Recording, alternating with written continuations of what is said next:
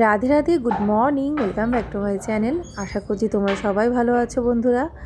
তোমাদের সকলকে নতুন আরেকটি ব্লগে জানাচ্ছি অনেক অনেক স্বাগত। আজকে একটু লেট হয়ে গেল ঘুম থেকে উঠতে, তবে লেট করে উঠলেও মোটামুটি কাজগুলো সেভাবেই গুছিয়ে ম্যানেজ করতে হবে। আর এমনিতেও আজকে ওদের এক্সাম নেই, আজকে ছুটি আছে, আজকাল দুদিন ছুটি আছে। তো ভিডিওটা তোমরা দেখছো আজ থেকে 2-3 দিন আগের ব্লগ, কারণ যেহেতু আমি ভিডিও রোজ এখন দিতে পারছি না, রোজ এমনিতেও মানে অনেক দিন হলো যে লং ভিডিও দিতে পারছি না। তো ওই জন্যই ভাবলাম যে না, আজকে একটা ভিডিও দিয়ে দিই। 2 দিন ছুটিটা পেয়েছি, ওদের পরীক্ষার মাঝখানে গ্যাপটা আছে। তো যাই হোক, উঠেছি দেরি করে, তারপরেও যেটুকুনি যা মনে হলো যে এইটুকুনি নিজের জন্য রোজ রুটিনে আমি রাখি, সেইটুকুনি প্রাণায়াম একটু এক্সারসাইজ করলাম। রোজ না পারলেও চেষ্টা করি রোজ করার।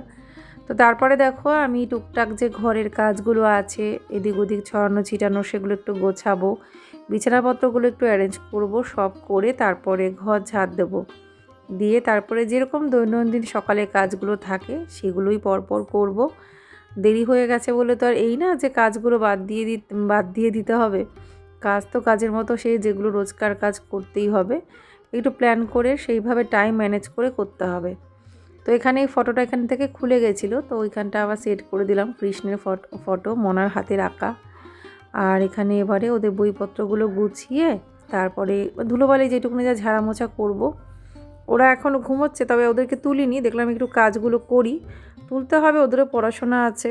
কদিন খুব ব্যস্ততার মধ্যে দিন কাটছে। এই যে তোমাদের আজকে ভিডিওটা মানে এডিট করছি, মানে ভিডিওটা বানিয়েছি ধরো অনেক আগে, 3-4 দিন তো হতে চললো। এডিট করার সময়টা আজকে পেলাম, তো আজকে এডিট করে আজকেই দেব। অর্ধেকটা সেই যে এডিট করে রেখে দিয়েছি, বাকি অর্ধেকটা এডিট করার আর সুযোগই হয়নি। তো দেখো এবারে এই ঘরের বিছানাটাও গুছিয়ে নিচ্ছি।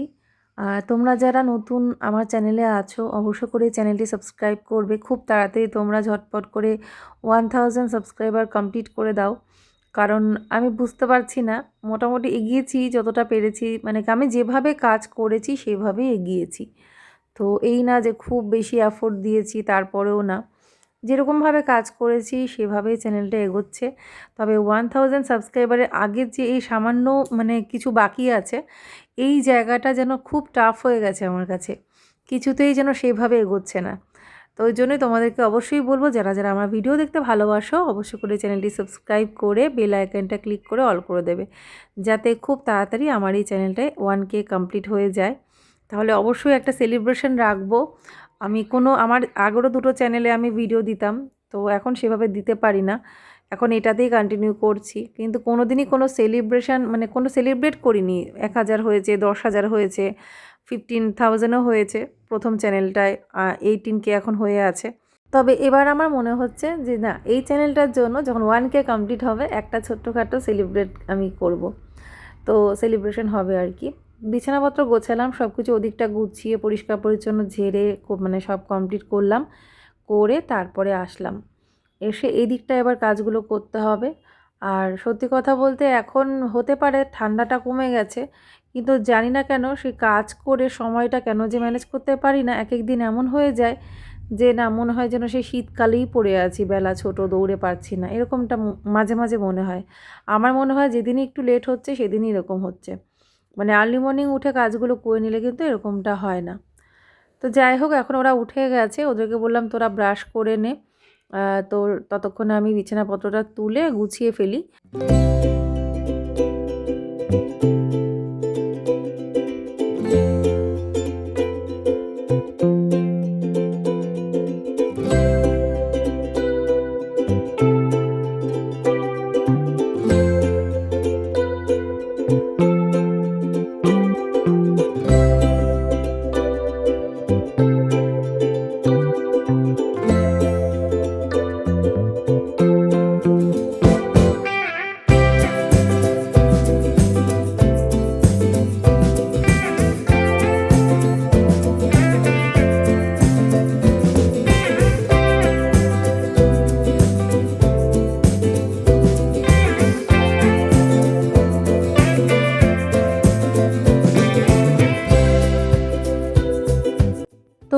আমি এইভাবেই কিন্তু ঘরদোরগুলো পরিষ্কার করি।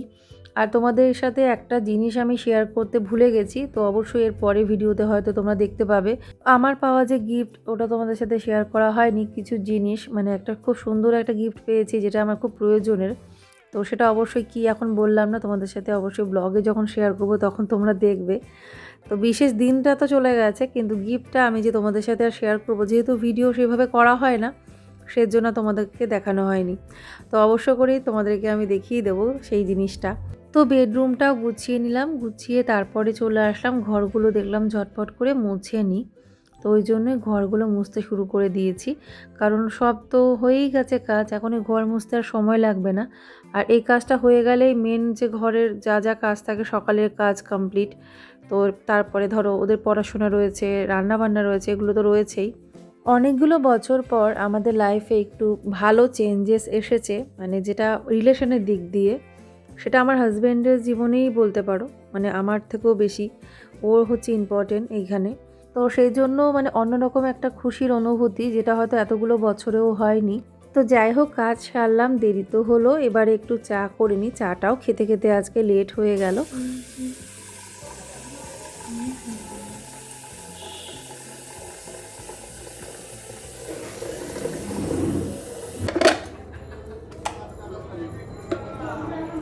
সকাল সকাল কাচের এই কাপে এই লাল লাল লিকার চাটা দেখতে কিন্তু দারুণ লাগে।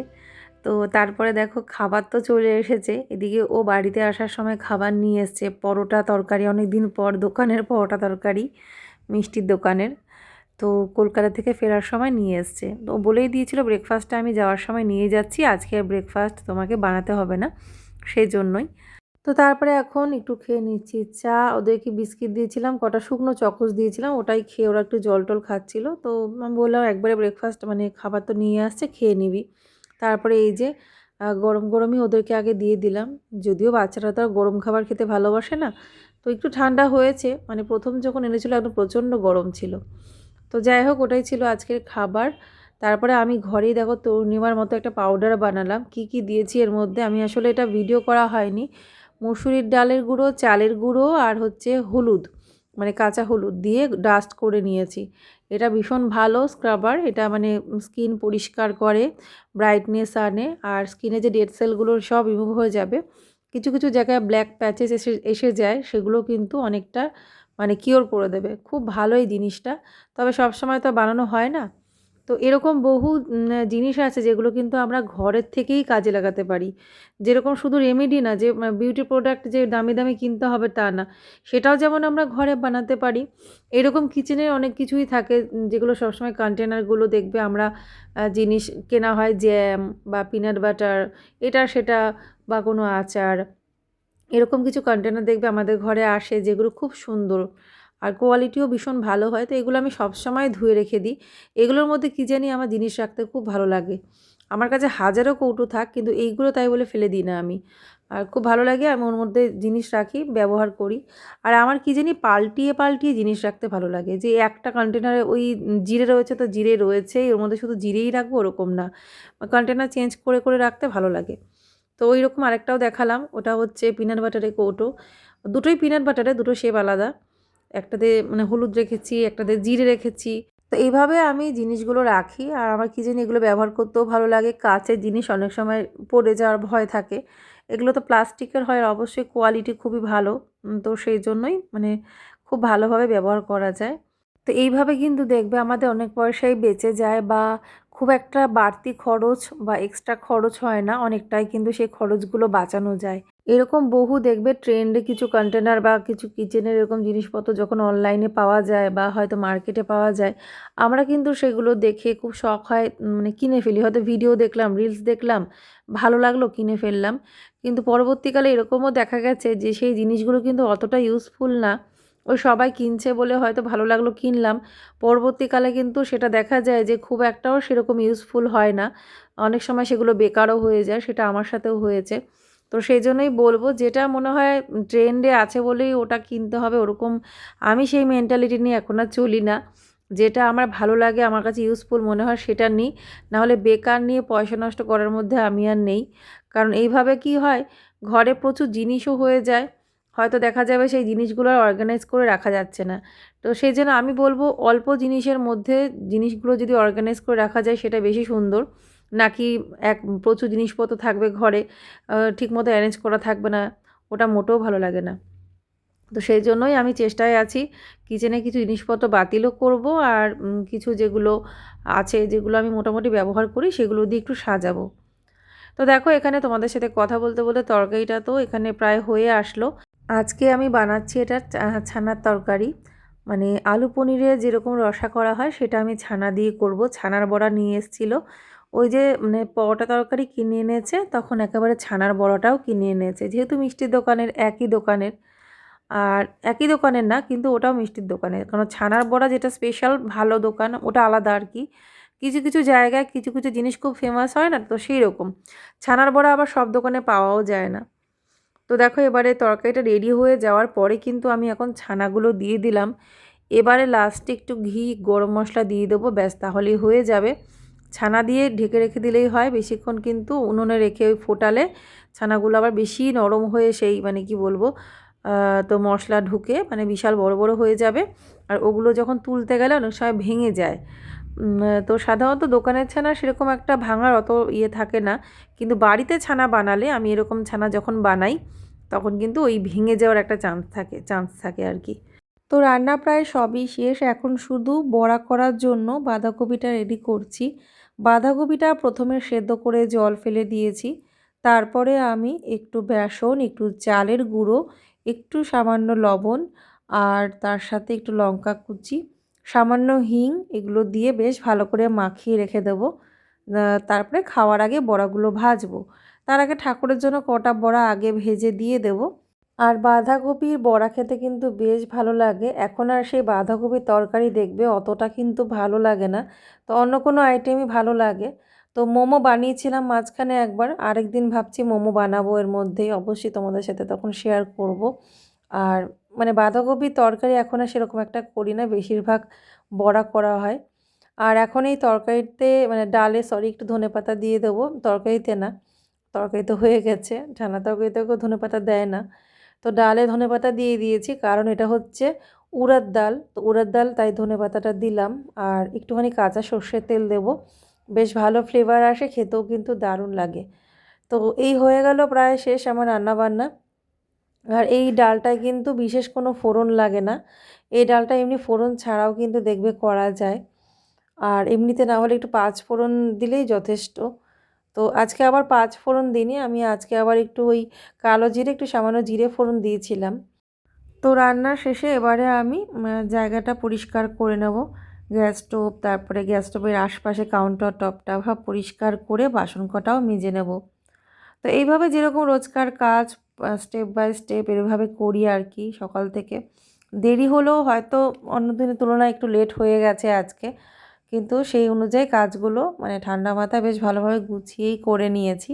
কারণ দেখবে আমাদের সংসারের কাজে যত দেরি হয়, যখনই আমাদের লেট হয়ে যায়, কাজে দেরি হয়, তখন সত্যিই মুড কিন্তু অফ হয়ে যায়, বা মেজাজটাও খিটখিটে হয়ে যায়, বা ডিপ্রেশন একটা কাজ করে। তো সেইটা হয় কারণ স্বাভাবিকভাবেই সারাদিন ধরেই কারোর সংসারে কাজ করতে কারোরই ভালো লাগে না। এই রান্না করো, এই বাসন মাজো, সারাদিন ধরে একটা টাইমের মধ্যে যদি সব কিছু হয়ে যায় গুছিয়ে, তাহলে সত্যিই খুব ভালো লাগে। তো এখন এই গ্যাস পরিষ্কার করে নিলাম, গ্যাসের আশপাশটা পরিষ্কার করে কিচেন কাউন্টার টপটা ভালো করে ক্লিন করে মুছে দেখো একদম শুকনো করে রেখেছি, কারণ ওই ভেজা জল ছিটে থাকবে বা মেসি হয়ে থাকবে আমার একদম ভালো লাগে না। টিপটপ কাজ আমার ভীষণ ভালো লাগে, তো সেই জন্যই আমি সেভাবেই কাজগুলো করি। তাতে যদি একটু দেরিও হয় কোনো প্রবলেম নেই, কিন্তু অগোছালো কাজকর্ম আমার ভালোও লাগে না। আর এই যে এখন আমি বাসনটা মেজে নিচ্ছি, ব্যাস তাহলেই কমপ্লিট। তো তারপরে পরে খাওয়ার আগে বড়াগুলো ভাজবো। তো এদিকে রান্নাটাও হয়ে গেল, এখন একটু পড়িয়ে নেব। পড়াচ্ছিলাম, পড়াতে পড়াতে এদিকে কাজগুলো করেছি, কিছু কাজ আমি দিয়েছি, আবার একটু ভালো করে একটু পড়িয়ে দেবো, তারপরে আর কি বাকি সব কিছু। সব দিকে খেয়াল রাখতে হবে, সংসারের কাজগুলো যতটা ইম্পর্টেন্ট, পড়াশোনাটা তার থেকেও বেশি ইম্পর্টেন্ট। তো সেই জন্য সব দিকই ম্যানেজ করতে হবে। তো এদিকে দেখবে ছোট বাচ্চারা মানে সামনে না বসা হলে সেইভাবে পড়াশোনাটা ওরা কিন্তু করে না, সব বাচ্চার ক্ষেত্রে বলবো না। গোপাল একটু যেহেতু একটু চঞ্চল, সেজন্য আর কি সামনে বসে থাকলে মানে পড়াটা সেইভাবে প্রপার ওয়েতে করে, না হলে কিছুই না, কাজটা করবে হুটোপাটা করে কমপ্লিট করার চেষ্টা করে তাড়াতাড়ি করে যাতে ফিনিশ হয়ে যায়। সেই কারণেই ছোট ছোট ভুল হয়, সিলি মিস্টেকগুলো হয় আর কি। সেজন্য একটু বকুনিও খেয়েছে এখন আমার কাছে। সকালে ঘুম থেকে ওঠা থেকে সংসারে এত কাজ স্টেপ বাই স্টেপ করা, তার সাথে বাচ্চাদের পড়াশোনা সামলানো, পরীক্ষার প্রেশার, সব মিলিয়ে মিশিয়ে সব কিছু ম্যানেজ করা মাঝে মাঝে খুব টাফ হয়ে যায়। কিন্তু এই কাজগুলোই যদি একটু প্ল্যান করে সময় মতো গুছিয়ে করে নেওয়া যায় তখন কিন্তু অতটাও চাপের মনে হয় না।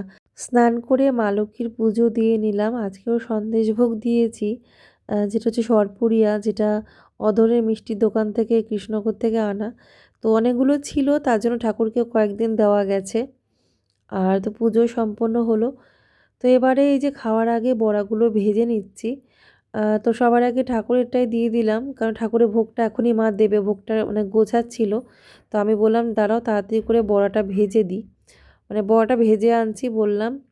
তো সেই জন্য এই প্রথম যে বড়াগুলো তাড়াতাড়ি করে আর কি কড়াইতে ছেড়ে দিয়েছিলাম। তো এই হলো আজকের ভিডিও, আজকের ব্লগটা আর বেশি বড় করলাম না, এখানে এন্ড করলাম। যদি তোমাদের আজকের এই ব্লগটা ভালো লাগে অবশ্য করে একটা লাইক করবে, নতুন ফ্রেন্ডরা সাবস্ক্রাইব করে নেবে। তোমাদের সাথে আবার দেখা হবে নেক্সট ভিডিওতে। সবাই তোমরা ভালো থেকো, সুস্থ থেকো, আবার একটা নতুন ব্লগ নিয়ে চলে আসবো। আজকের মতো এখানেই tata, bye bye, Radhe Radhe.